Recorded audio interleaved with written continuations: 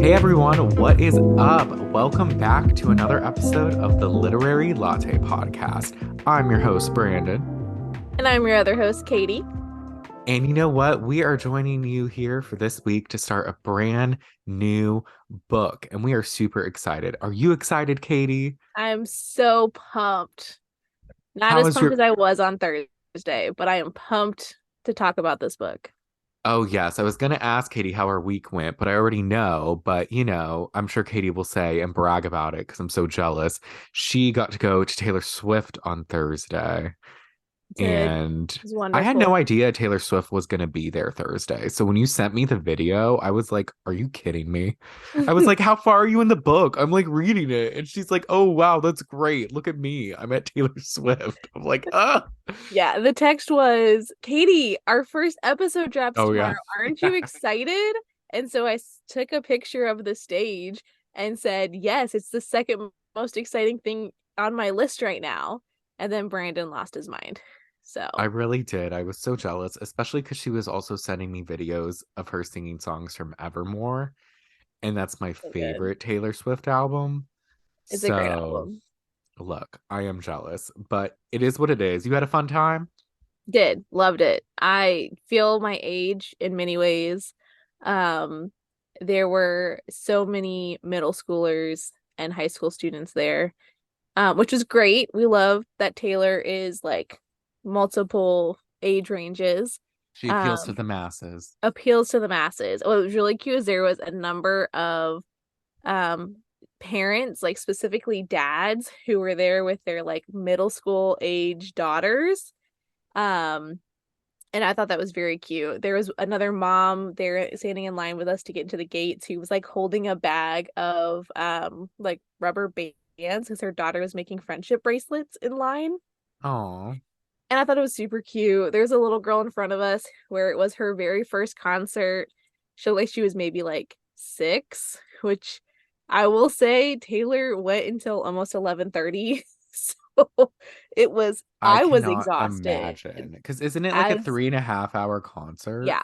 So the openers start at 6:30, which the very first opener was Gail, who sings the A B C D E Oh, yeah. you can Okay. dream I on. know that Yeah. song. She is actually a phenomenal like performer. I was Oh, actually really impressed. Like she kind of gives me Paramore vibes. okay. I can see Um, that. but she did like a cover of Benny and the Jets, and that was like sounded great. Benny! Exactly. And had that like Benny! kind of a growl to it. Sorry for Uh, the listeners. That probably sounded so annoying. so she was great. And then the second opener was somebody named Beebadoo, I think is her name. Beebadoo. I think that I might be butchering that, but I think that's what her name is. And she had a lovely talking voice. She had a beautiful singing voice, but her like speaking voice was this like very soft and airy, like slightly accented. Um, and she was kind of somewhere between like Pop Taylor and Paramore. Like What not songs does she quite. sing? Honestly, the only one that I remember is one that she called, I think it's called She Plays the Bass. It's about a girl who plays the bass. Um, Is it? it is. I will say I did not like Gail, that song from Gail, because it got so popular on like TikTok and Instagram. Oh, yeah. So like when I realized that's who it was, I was like, oh shoot, yeah. I know Um, her. I know her, she's great. The other one, I think she will probably be really popular, but I could be wrong, but I don't think she's had a song go like viral yet. Yeah, Um, I haven't heard that name. Like, I'm sure it's probably one of those things where you've heard the song yeah, somewhere. Like, maybe I'm sure it's made its rounds on TikTok before yeah. and we just can't place it from hearing the name. But that sounds super fun. I'm super jealous and hurt that you didn't invite me, but it's fine. Sorry, Um, Brandon. Next it's, time. it's okay. The last You want concert to go I to went Ed to, Sheeran? Ed Oh Sheeran's God. coming in May. I've seen Ed Sheeran before, and I don't know if Oh. this is an unpopular take, but I just find his performances incredibly annoying. Like Oh. his acoustic rapping on a guitar, like get out of here. I can't. I do not want to hear this. And then I sang a song and then I went and sang like no, I don't want to hear that. I think at Raymond James is where I saw him as well. Yeah. Raymond James is the worst venue in Tampa. It sucks. I hate Raymond James. Yeah, it's really It's just for like huge productions is the thing. but it's like it's the only reason that they play there is because it's the largest venue in Tampa, Yeah. but it sucks. It's not It's good. hot. It's not covered, which like we're in Florida. It's hot as Satan's balls for Oh the my God. majority of the year. And when it's not hot, it's humid. Right. And we get so much rain. Like, why would you build a venue that's not covered? Even the amphitheater is covered. Like, Yeah. My 'cause- last concert, I don't think it was last year, maybe it was the year before. My years are all confused because technically I was supposed to see this in 2020, but then the pandemic happened. Harry Styles, where he was doing like his Fine Line album at the uh, Amelie Arena, and that was really good. But anyways, with that being oh, said, Katie went to Taylor. I'm insanely jealous, but we both have read parts 1 and 2 of the novel Tomorrow and Tomorrow and Tomorrow by Gabrielle Zevin. And Katie, what have you thought of this book so far? Are you enjoying it? I do like this book actually. It's probably not a book that I would have picked up. Like I've seen this book on the shelves in the bookstore for probably the last like 6 months. And it's a very pretty cover. Like it's I really like the cover of it, the artwork and all of that. But it's not a story that I probably would have gravitated towards. I tend to really like more like fantasy. And this is not that. But it's been really interesting so far. I've really liked it. What do you think? Same. It's not a book that I would have like reading the description. I would have been like, oh, I want to read this. But I am enjoying it. Funny you say fantasy. A lot of because I told Katie I like discovered booktube and Like oh yeah, booktube. I think it's it's book like talk. no, I book talk as well though. Now I'm Yeah. seeing more of that, but it's like people posting about like their books and like reading vlogs and all that Mhm. stuff, and it's pretty interesting. And there's these people I see on YouTube that they read a lot of fantasy. So I should probably send you one of the videos because maybe Yeah. we could do that for one of the months. But yeah, I'm really enjoying the book so far. It's an easy read, it's compelling, it's pretty interesting. Mhm. Again, it's not a story like if I read the summary, I would be like, "Oh yeah, I definitely want to read this." But I'm glad we are reading it. Mhm. My only thing, which we'll probably get into when we dive into parts 1 and 2, is I just feel like it gives a lot of details, and it just jumps so like quickly and randomly in between like the past, the present, and the future. And it just can be a little hard to follow at times, but overall, like it's good. I like it. Yeah, the time jumps are rough. I don't love how it's portrayed because it doesn't really give you an indication that it's going to do a time jump. It just does it. And so then you are like jumping back and forth between like them as an adult and them as kids, and you don't really know, like it's just out of nowhere and you're suddenly like, "Oh, okay." And then it jumps back to them as adults and you're like, "Oh, okay, I guess we're back in this moment." Like yeah, that I think I would have preferred it to be a little bit more of a linear story, perhaps. Um, Yeah, or like, because like with Invisible Life of Addie LaRue, it was like they would do time jumps, but it would be divided by chapters or like yeah. parts. So it kind of was like, okay, this part ended and now we're doing this. Like you would expect Mhm. it. Yeah. But with this one, it's just very randomly, like sometimes in between chapters.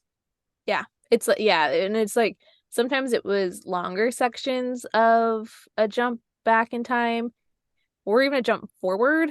Um, And then Yeah. other times it was like really short, and I was like, yeah, that it's just not something that I necessarily enjoy, because a little disorienting. A little bit. But again, overall good so far. I'm enjoying it. I'm excited to read the rest. But I thought we'd start off and maybe just read the summary that's on the book to give everyone an idea in case they haven't heard of this book, what the Sure. overall plot is. Yeah. So, on a bitter, cold day in the December of his junior year at Harvard, Sam Mazer exits a subway car and sees, amid the hordes of people waiting on the platform, Sadie Green. He calls her name. For a moment, she pretends she hasn't heard him, but then she turns and a game begins. A legendary collaboration that will launch them to stardom.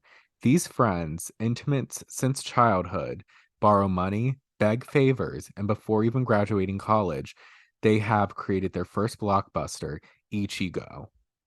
Overnight, the world is theirs. Not even 25 years old, Sam and Sadie are brilliant, successful, and rich, but these qualities won't protect them from their own creative ambitions or the betrayals of their hearts. Spanning 30 years, from Cambridge, Massachusetts to Venice Beach, California, and lands in between and far beyond, Gabrielle Zevin's Tomorrow and Tomorrow and Tomorrow is a dazzling and intricately imagined novel that examines the multifarious nature of identity, disability, failure, the redemptive possibilities in play, and above all, our need to connect, to be loved, and to love. Yes, it is a love story, but it's not one you have read before.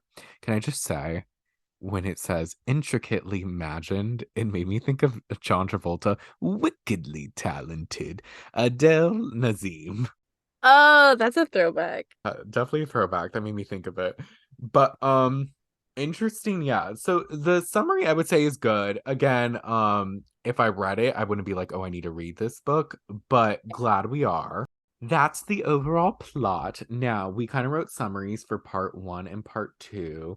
So I think our idea is just to like read the summaries and then also like delve into our thoughts and stuff like that and like Yeah. where we're at. Yep. So, did you want to start and read part one or did you want me Sure. to? So we can talk about Okay. this. So the story starts out at a subway station, and that is where we are introduced first to Sam and Sadie. And we find out that they are two estranged best friends. He is at Harvard and she is at MIT. He is in the mathematics department and she is in the like science and programming. So meet, they kind of have this interaction where they're like reminiscing about, their lives a little bit. And then Sadie actually gives Sam a game that she created called Solutions, which actually sounds wild. And Sam like takes it back and plays it with his roommate, Marx. I think that just kind of gives you don't really know what's going on because you find out that they haven't talked in many years. Um, and then you find out that they were friends as kids because they met at a hospital where Sam had been in a really bad car accident. And they were trying to like repair his leg and his foot. And then Sadie's sister had cancer. And so they meet playing video games in a game room at the hospital because Sadie's trying to kill time while things are happening with her sister. And then that's just kind of where Sam has found his escape. And they find out after the first initial meeting that Sam actually hasn't spoken to anyone like since the accident, but he just talked with Sadie. And so the hospital asks her if she will continue to come back and meet with him and that she can get like community service hours. And I like the note that you put in here about the moral dilemma that presents because it really is, right? Like you have friendships versus charity. And I think as adults, that is something that maybe we can balance a lot out a bit more and can actually like, think through. But I think for Sadie, it was not that like clear cut for her because she doesn't tell Sam. And that's ultimately what like leads to their falling out. Mm-hmm. Um but I did not think that she was being like nefarious by not telling Sam. I think honestly she just didn't think it she didn't think of it as charity, and she didn't think of it as something that Sam needed to know, right? I agree. I think it was kind of one of those things where they met before it became a sort of charity thing, and she was able to sign off because she was doing it was counting towards the community service for like her bat mitzvah. Hmm.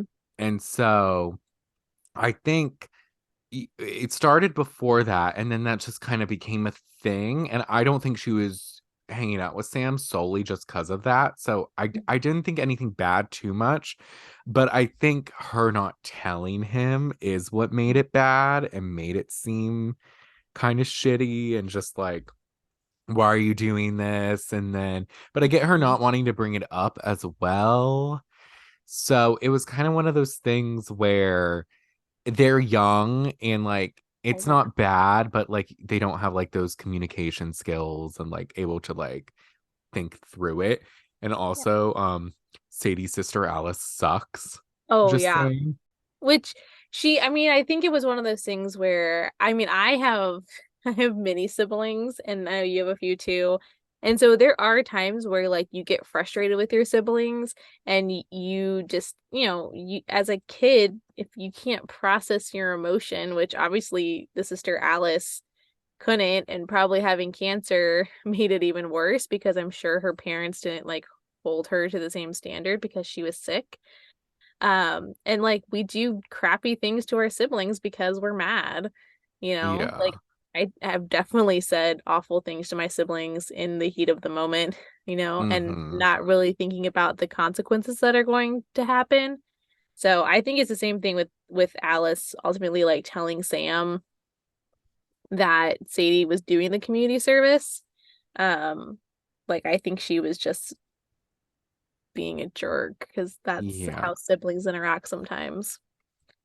I forget, was Alice, how much older was Alice than Sadie? I don't remember. I feel like it was a few years. Like it wasn't major. Maybe like 2 or 3 years. Being a sick kid in the hospital too, like Sam had the startings of an inferiority complex that you Mm-hmm. see you kind of more full-fledged as an adult, but it was there even as a kid. And so I think that like triggered Sam. And again, these were two children who didn't know how to like work through and communicate what they were individually feeling. Because I think Mm-hmm. they both wanted to reconcile, and you can kind of see that. It's like Sadie reaches out to Sam at one point, and Sam, like in his like thoughts, kind of says that he wants to reconcile with them, and Sam is ultimately the one that reaches out to Sadie when they're adults in the subway station. So Mm-hmm. I think they wanted to reconcile, but just didn't know how to communicate, and none of the adults in their life helped them with that. Then it jumps back to the present, and Sadie starts to have an affair with her advanced games seminar professor, Dove. He's a guy who create Dove or Dove?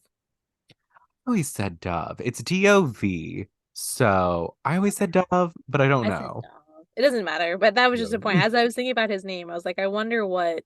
Because honestly, knowing how much of a douchebag he is, he probably pronounces it Dave, but spells it Dove to be like different. I But wouldn't be surprised. Dub Dov is a popular video game creator, or he's a video game creator, and he created a popular video game called Dead Sea. And he actually, it's revealed, is married with a kid, which it alluded like when he had told Sadie, she acted surprised, but then we found out that like she knew he was married with a kid because like he's a public figure and he has like Yeah, information online and like yeah. bios and stuff. So, but anyways, he loves her game solution, which is revealed to be a widget building game at a Nazi factory. And the premise is basically like you're building these widgets and you could Hmm. either like ask for more information or you can like keep going and like Hmm. build the widgets and you don't know what they're for. And Hmm. at the end, if you didn't ask any information, you win the game, but you lose morally. Yeah. So it's essentially it's a game of a moral dilemma Mm-hmm. uh where if you ask for information you can realize what's going on and like not build the widgets as fast, and then you get like I guess within that society like a better, quote unquote, better ranking. uh which is fascinating as just kind of a very simple like school project. But I don't know, and they kind of allude to it in the book too, of like it's not fully fleshed out as like a real game that people would play. It ends up being something she does for class. Um, but yeah, Yeah. Dov is a douche and a creep, and I don't like him. No, he's actually the worst. He's And awful. he's like a creep. And it's just like he's so pretentious. And like throughout the relationship, that like it's very on and off this relationship. But like he's just one of those people that like acts as if his opinions are facts, and if you have anything other than his opinion, like you're stupid. And like he would be so hard on Sadie, and like she eventually got to a point where she wouldn't even share her opinions and like Hmm. all this stuff. He ends up leaving her in part one to go back to Israel to try and mend things with his wife. So Shocker. after playing Solution, Sam decides that he wants to create a video game with Sadie. He emails her, and he got her email because she had it on the disc of the Solutions game that she gave him in the subway. She doesn't respond, but her address was also on the game disc, so he ends up going actually to her apartment and trying to see her. And but then he discovers that she's very depressed and like not taking care of herself and very sad. And we know it's because her relationship with Dove is over and she's sad. But he's not sure. So he's not sure what to do, but his roommate Marx, who we get to know a little more of in part two, kind of gives him the advice of, just visit her. She needs a friend. And even though she may be rejecting you now, like if you're good friends, just like be there for her in person and show up for her. So he shows up for her. Sadie tries to like reject it, but he's just there with her, like doing homework, reading when she's like in bed, like depressed and sad and sleeping. And so, but on the 13th day, Sadie softens towards Sam and vows that they will always forgive one another and always be friends. And that's where part one ends. I I love Marx. I think he's my favorite character so far I do too. because he has all of the makings of being pretentious, but he sees the people around him and he like takes care of Sam because Sam still has like a limp and his foot's like still messed up from the car accident when he was a kid.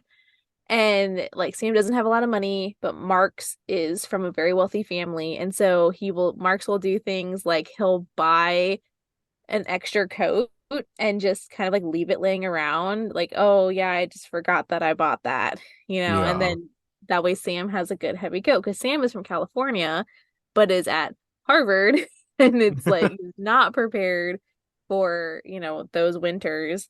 And like at one point they talk about how the student housing that they were in didn't have an elevator that worked, and it was really hard for Sam to get up and down the stairs. And so Marx decides that he's gonna live off campus and like invite Sam.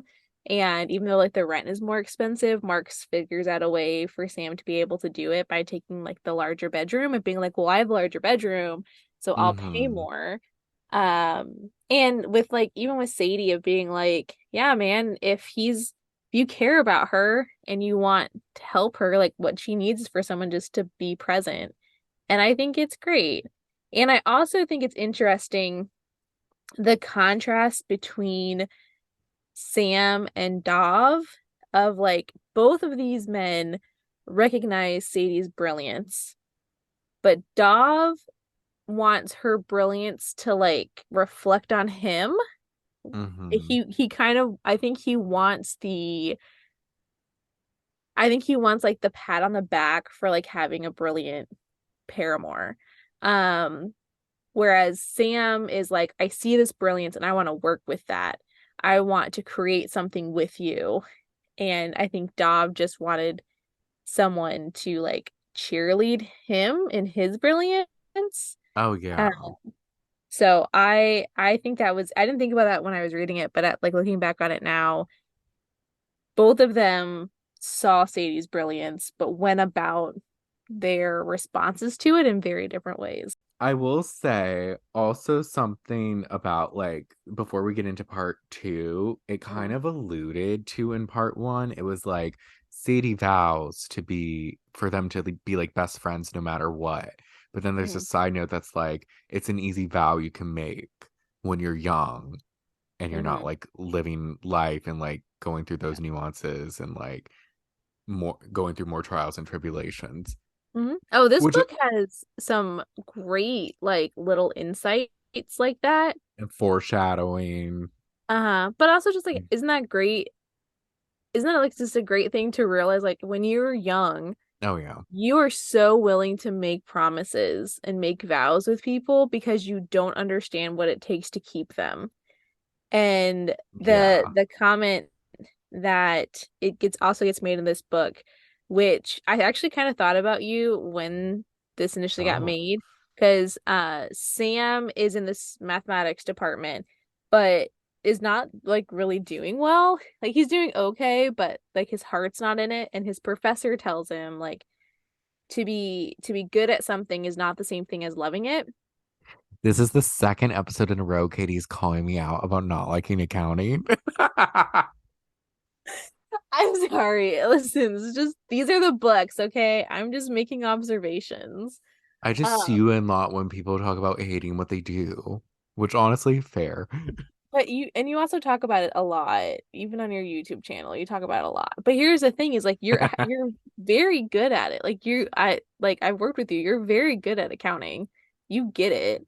Um and like you have great attention to detail, but you don't love it, which is like fine. Like I don't think you have to love what you Truth. do. But I just when I read that line, I was like, "Oh, Brandon." Oh, Brandon, interesting. That's funny. That is a good saying. And this book definitely has a lot of good insight and stuff like that. A lot of stuff to like reflect on and you can like Hmm. relate to. Hmm. Like even with that, with like the charity versus friendship thing, and that's just part one. That was like the first 50 pages. I know. Um, but part two, that starts off with Sadie and Sam being back to being best friends. And Sam really wants to make a game with Sadie as like a way to sort of make his mark and kind of piggybacking off the whole like just because you like something or you're good at it, or just because you're good at something doesn't mean you love it.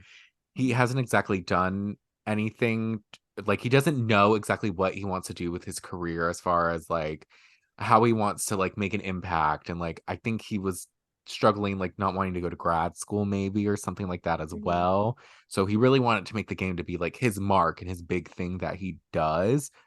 Flash forward to a 2011 interview where Sadie reveals how Sam asked her to do the game, how he did it at this place called the Glass Flowers. But I don't know about you, but I got the overall tone of it was that not that she seemed resentful, but that she seemed a bit dismissive and almost like she never even wanted to do the game or like annoyed with his persistence into doing the game. And she was just kind of like, yeah, I didn't even want to do it at first. And da da da da da. And then, but it's also revealed at this time that Sam and Sadie are no longer speaking. So it Yeah. could be that, like, she's using those current emotions to reflect her past. Yeah, I think it's something where I think Sam was the visionary in this, and then Sam was the visionary, and Sadie had the tools to actually make it happen Hmm. because Sam doesn't is not a programmer. Like he plays the game and he knows how to, or he plays games in general, and so he knows like what's a good game and what's not. He knows the games that he enjoys. He can kind of reverse engineer things, like he can take things apart and figure out how they work, but he's not a Hmm. programmer. That's Sadie. Sadie is the brilliant programmer in this. And so I think there's part of that where one, I don't think Sadie believed in her abilities due to our douchebag Dov. Um and so I think she was just kind of like, well, why would you even want to do this with me? So I don't know it was specifically like she didn't want to do the game. I just don't think she believed in the idea the way that Sam did. Sadie and Sam dive headfirst into creating the game, but they really struggle with coming up with a concept at first. And then Sam actually opens up to Sadie because usually Sam doesn't open up really emotionally to Mhm. like anyone. He kind of keeps everything like close to his chest. But he like opens up and is just like, I want to make a game that would make kids feel happy because when he was a kid in the hospital, games really saved his life and allowed him to kind of like go outside of the world he was currently living in and succeed in things. And the characters were able to do things that he wasn't able to do with his leg being severely injured and stuff like that. So the game concept actually came to both of them when they were watching Marx and do this play called Twelfth Night. And the play opens up with a shipwreck that inspired them to create a game where a small child gets lost at sea after a tsunami hits, and the child has to find their way home throughout the game. And the child is named Ichigo. And I think this is also something that kind of harkens back to the idea of like Sam is the visionary and Sadie is the artist.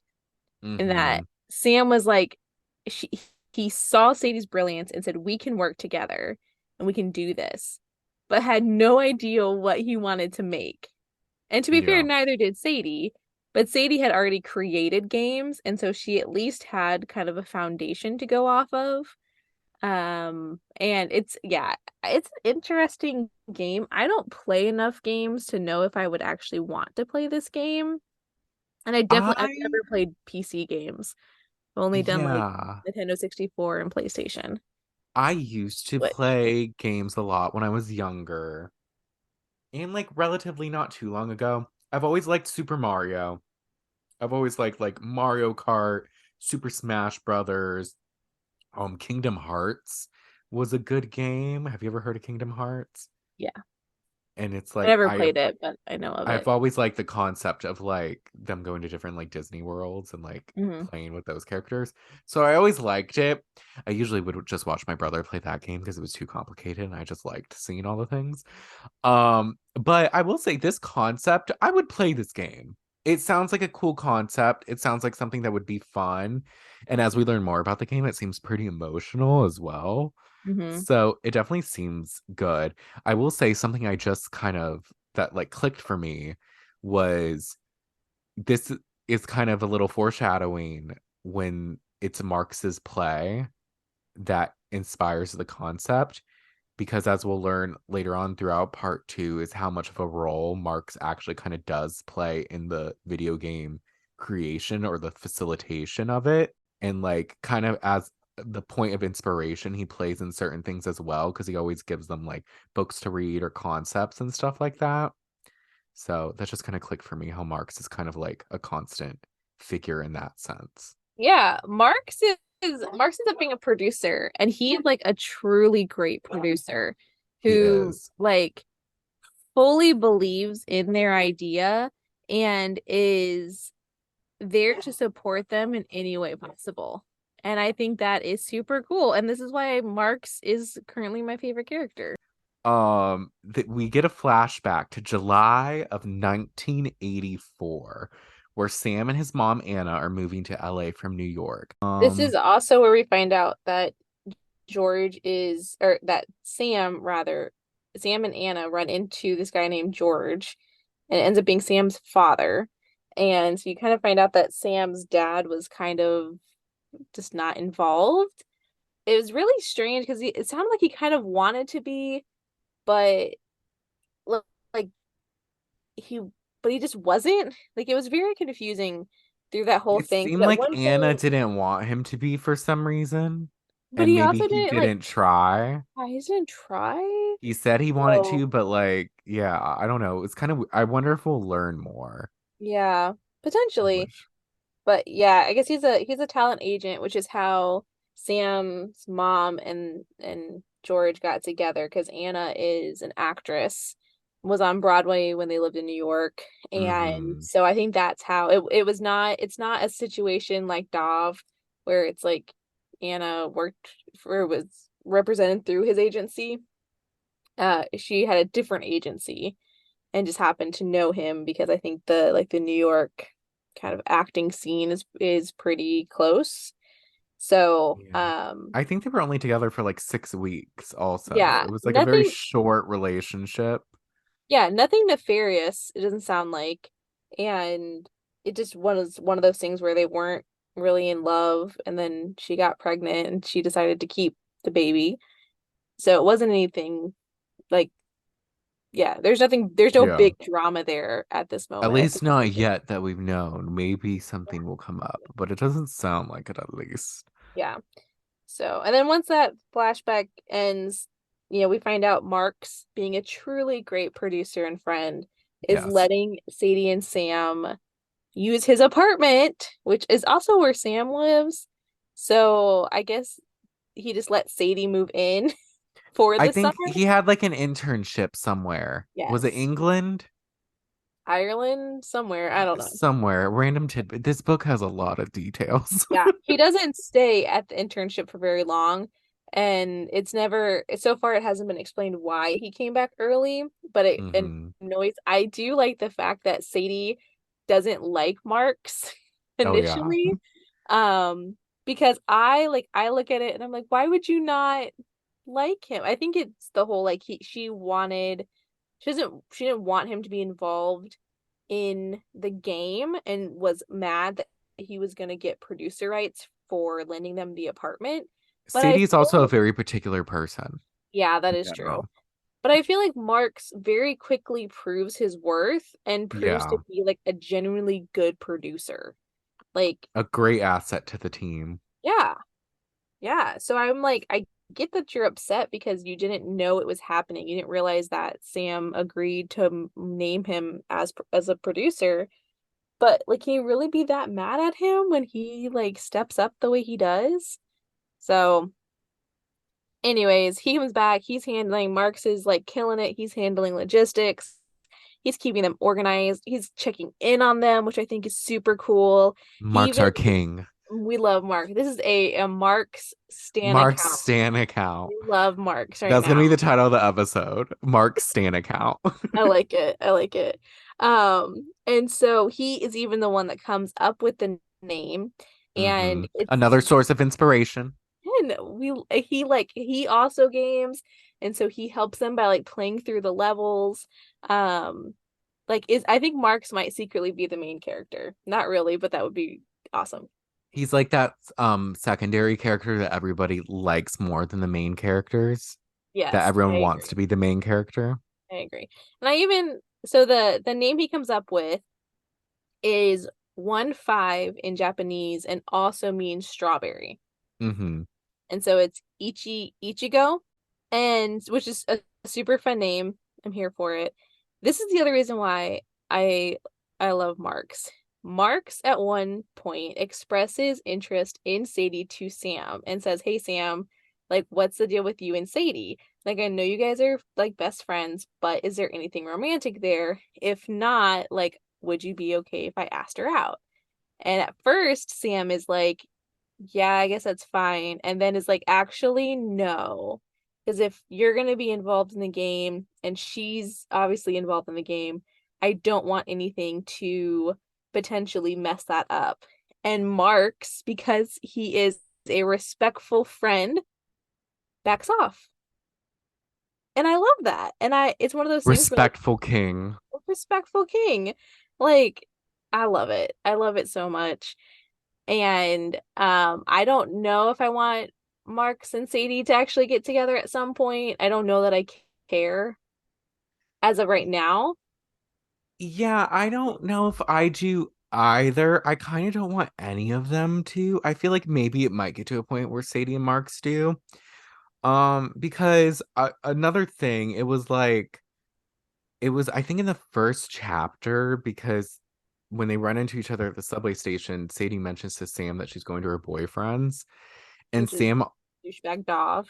dubbed off, and Sam it acts it kind of makes you think maybe he's annoyed or maybe jealous, which maybe but like or like I don't know. There was like a small part which made me kind of think, oh, maybe they have a past where like he liked her, but she didn't like him. But then we kind of get revealed that it was the whole like charity versus friendship thing. So I don't know. I don't think he Yeah. secretly has a crush on her, No, I but think there was a Sam is part where it was kind of like asexual. he might be. I do like the vibe so far with Sam makes me think that he is asexual. There's no love interests mentioned for him.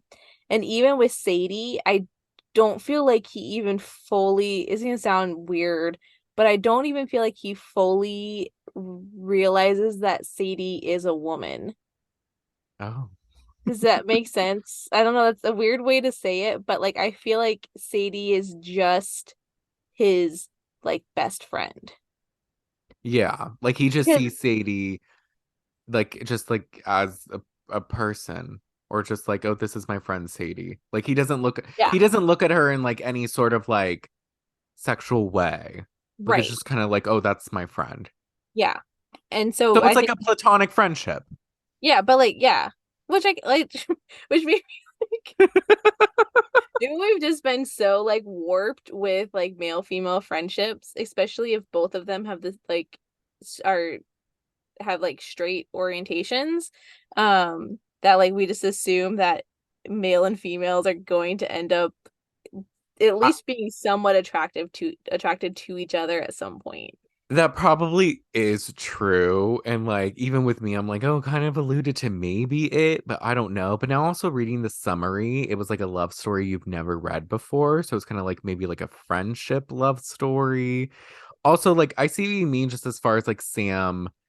It just doesn't seem like the romantic relationships are at the forefront of Sam's mind. At least not Yeah. yet. It's just that he's very focused on like, he went through a lot with like being in the hospital and everything like that and overcoming his struggles and now trying to make the game. He very much gets focused on like one thing.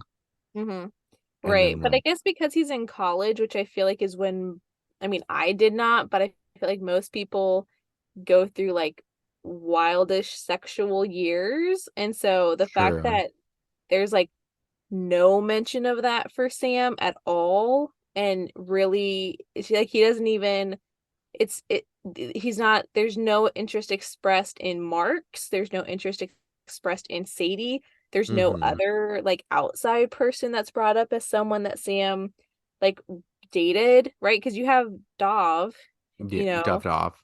Dov.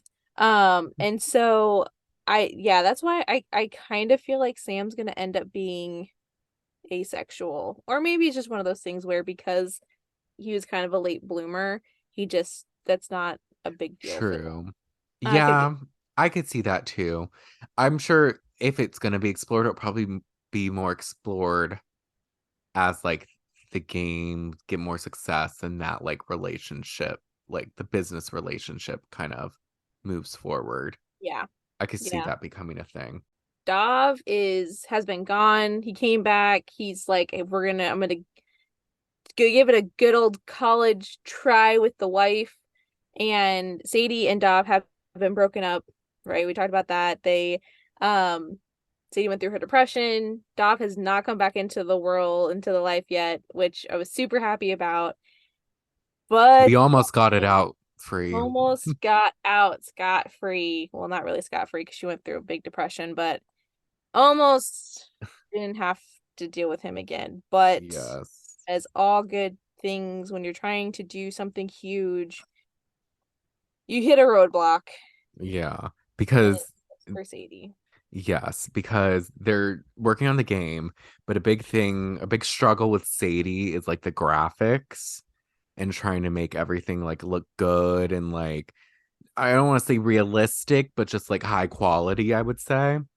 And like Yeah, 'cause it's water, and water, I guess, like, from what I've understood of this, and again, I don't play games and don't program, so I don't fully understand this, but apparently water is really hard to make look realistic in programming.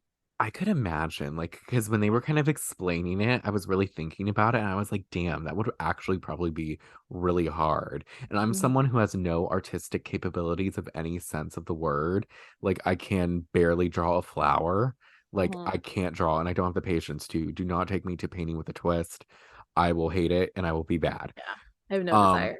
but they're trying to make the storm look good because that's kind of like the big point. It was their big point also of like inspiration when they saw the 12th night play. And she had made one, but Sam was like, it doesn't look bad, but it just doesn't make me Doesn't feel feel as good. anything. Yeah. Yeah, it's just like not great. Yeah. So ultimately, Sam, because he's one of those people that like he deconstructs something to kind of like build it back up, and that's how he learns something, and like he figures out like how to fix things. He kind of looks at different video games and different game engines to kind of see like what's the kind of style they would want to get or similar to the graphics they would want. And ultimately, the engine that comes to mind is Dov's Ulysses engine that he used for Dead Sea. Which it should be noted at this point, Sam and Marx do not know that Dov and Sadie were in a relationship together. The only thing they know is the video game, Dead Yes. Sea. And yeah, and at this point, it doesn't seem like they're going to finish the game by the end of the summer like they had originally planned. But ultimately, Sadie's a little apprehensive at first, but she's like, I'll go to Dov and I'll see if I can use his engine. And at first, one of the key pieces of advice that Dov gave her was always create your own like Mm-hmm. engines and stuff like that. Never use someone else's, just like for originality and also like giving other people credit.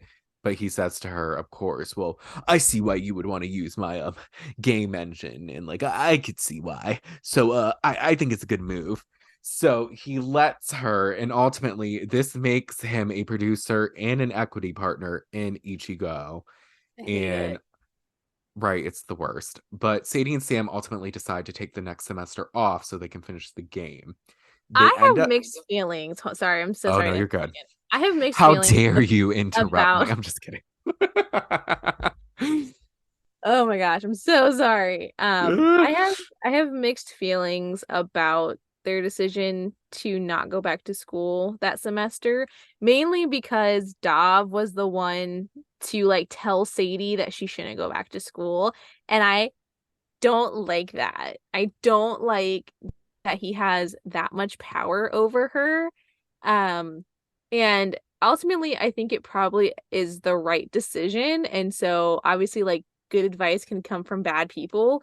Yeah, a But broken clock like, is right twice a day. I just, the whole way that that is portrayed is like he comes in, he sees the game and is like, don't go back to school. Just focus on this. You're on a roll.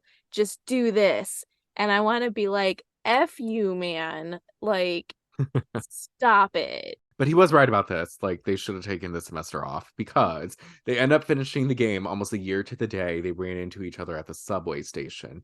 On the morning they finally finish, Sam walks Sadie back to Dov's place, and on the way back, it's wintertime, so there's a lot of snow and like ice everywhere. He's really excited thinking about the game, so he's not paying too much attention. And I don't know if we mentioned this enough, but he's continued to have like leg issues all throughout his life. Like his leg was so bad, it was to a point like they had thought about amputating it. He has a cane. Like there's times where his foot will randomly start bleeding. Like it's just a bad scenario. Mhm. However, so he has to be careful when he walks, and walking on ice isn't great. So he kind of isn't paying attention because he's so in his thoughts and happy about the game that he slips on a curve and ends up falling on ice and like getting, I believe, becomes unconscious for a little bit. Yeah, But he like falls on his face and like messes up his ankle and has a mhm, hallucination about his mother. yes, which brings us to another time lapse where we cut to 1984 and we ultimately learn what was the catalyst for Anna taking Sam and moving from New York to LA. And basically, they Anna had thought about moving to a more comfortable place than New York City with Sam before, like kind of leading a more traditional life, having a bigger home, a Mhm. yard, stuff like that. But she loved New York and she loved her job and she thought no place could be as good as New York.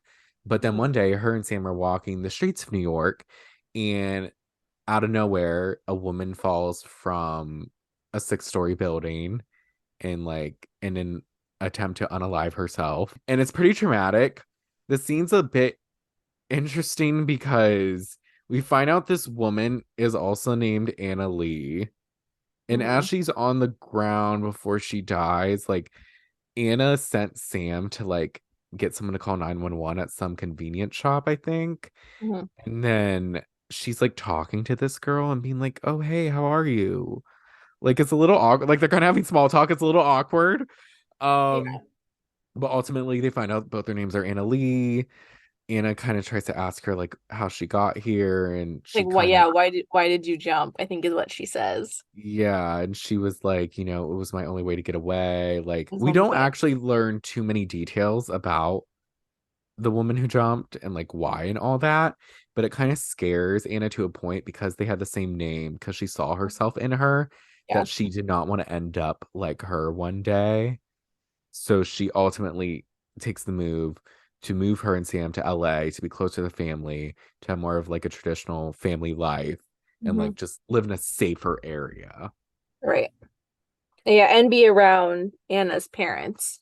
Yes, Yeah, Anna's parents are in California. they are. And so we go back to the present. And Sadie and Marx have no clue where Sam is or what happened to him. Sadie had went back to the apartment, I think later that night, and Hmm. Marx was there, and she was like, I haven't heard from him. And he's like, me either. So, but he's not too worried about it. But Sam calls the next This, night. which Wait. is like a perfect representation of like the difference between like female friendship and male friendship, Yeah. right? Like if I haven't, if someone is very consistent and then I suddenly don't hear from them, or like it just, if something feels off, I'm like, well, where are they? Did you call them? Do you know what's going on? Whereas like my guy friends are like, no, it's fine. Like they'll come around. No big deal. Right. And I'm like, It's just like, no, but no, like what if bro, it's something's wrong? good. Yeah, it's been a week and like they Yeah. haven't been at the apartment, but it's fine. Yeah. It's like, I'm sure what? they're fine. They'll call if something's wrong. And then I'd be I like, mean, yeah. yeah. I could kind of see Mark's a little because I guess it was like, and like it was just this morning they saw him. Sam does keep to himself. So I could Hmm. see him thinking like maybe he went somewhere and was having like a day to himself at that point because it was only like 8 p.m. I could maybe see it. But Sam ended up calling them the next day and was just like, hey, I'm in the hospital. When I slipped and fell, I broke my ankle like right above my damaged foot and needed emergency surgery. He didn't want to tell anyone because he felt very embarrassed, and like his leg injury has definitely been a point of contention for him and like an insecurity for him because he feels as though he's not able to do a lot of things other people are able to do, and it's just something that's always kind of held him back before. And like he also goes through a lot of pain with his foot or his leg and doesn't tell people. He just braves through it, which isn't like good because I'm like thinking, I think also like, I think it's part three. We learn more about the state of condition of like his foot and leg. And it's just Hmm. not good. Like there's one point, just not really a spoiler alert, but like Marx is like, what the fuck? Like, why aren't you going to the hospital right now? And he's like, I'm fine. And he Yeah. wasn't fine, by the way. Yeah, it But sounds like it. it's not good at all. But they weren't going to visit him at the hospital because visiting hours ended at 9 and it was like 8 o'clock when he called. But they ended up surprising him and they went to Which is visit so him. sweet. It was Oh. really sweet. And the nurse let them stay well past visiting hours. And it was a good moment. I love the camaraderie and the friendship between the three of them. It was super Yeah. nice. And they like celebrated the game being done and being like totally finished with all like the debugging and everything. And it's, I love it. It was a very cute friendship moment. It was. And then the part two ends with in January, they give Dove the game to play. And they really want Dove's approval as well, because not only did he provide the engine, but he has a lot of connections being a Hmm. successful video game producer with Yeah. the Dead Sea. So he plays the game. He loves the game and it brings him to tears. And he's like, we're going to make so much money from this game. He Hmm. believes in this game and the success from the game. Right. So and that's basically where part two ends. Hmm. And so, yeah, I would say it's a solid first two parts of the book. I'm interested in it. And like, I'm really enjoying this book so far. Yeah, I'm excited to see where the book goes. I really hope Dav goes away at some point. I hope Marx Same. never goes away. For our next week's episode, we're going to be going over part 3 through part 6, which, if you want to read along, it's pages 127 to page 279. Work has been pretty busy lately, so it was a little struggle to read parts 1 and 2, but I feel like there's going to be a little more free time. And like, we're also going to try to knock it out a little quick because both of us are going out of town at the end of April and we want to get it done. So we got to grind, but we're going to do this. Got it. We can do it. Yes. It's So it's an easy read. it It is. goes quick. Once you get into it, it's pretty quick. Mhm. So that's good. But with that being said, thank y'all so much for listening to the second episode of the Literary Latte Podcast. It's been a blast. We hope you enjoyed. Make sure to subscribe, rate, review, do all that fun stuff. And, like support us, love us, Yeah. Love us. Love us. Love us. Oh, Please. well, Someone love us. No, I'm kidding. someone love us, please. Someone love us, please. But Anyways. we'll talk to y'all next week. All right. Bye. Bye.